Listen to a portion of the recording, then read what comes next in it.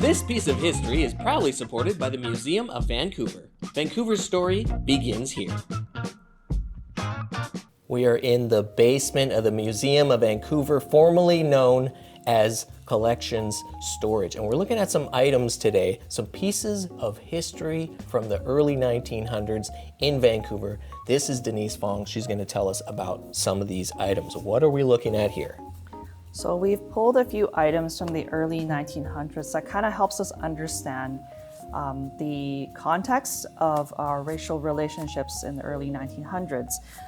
You can see here in our collection, we have this piece here, the Bismarck Cafe piece, which is from 1907, and on it you see white cooks only.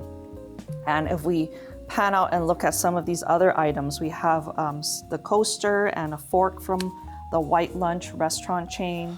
This is showing a map of all the places white people only are eating lunch? Well, that was the way they had promoted the business. So because at the time it was post kind of the end of the CPR rail, and then there was economic downturn. And so there was a perceived threat from immigrants coming to Vancouver, taking jobs away from people.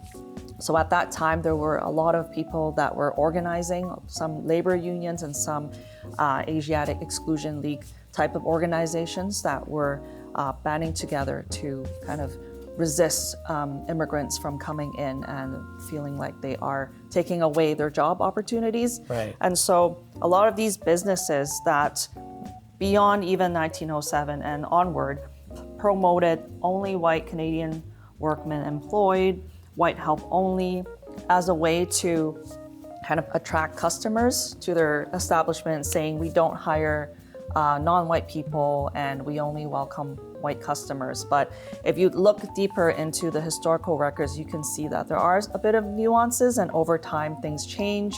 And that we also heard that some actually Chinese Canadian men had worked in some of the businesses, like in the back kitchen of White Lunch. So it's very interesting to kind of see that in the context of what was happening at the time, because while there were many public spaces and businesses that had excluded Asian people, there were also businesses like the Yu Chou Chow Studio. This photo studio was established by a Chinese Canadian man around 1906, 1907, and his business welcomed everybody. So while a lot of businesses only welcomed white customers, they welcomed customers from Chinese Canadian background, Japanese Canadian, South Asian, Eastern European.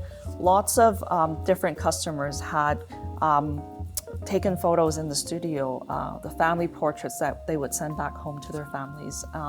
These were all very important aspects of Vancouver history, and we can see how at that time there were a lot of different attitudes towards racialized peoples, but also seeing how some business owners were being very entrepreneurial and looking for opportunities to create these kind of welcoming spaces so that more people could, shop with them or, purchase services from them. So the story of exclusion and racism goes from the early 1900s, 1907, all the way up to 1997 and today, obviously, but we learn a lot about this stuff, and there's a lot more in the collection here at the Museum of Vancouver. Vancouver's story begins here.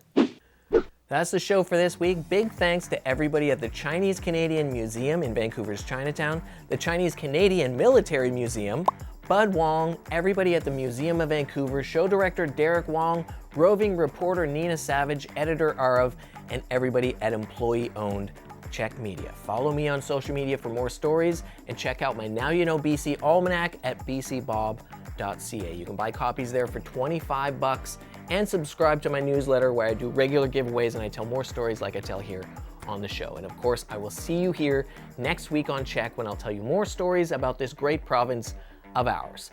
And now you know BC.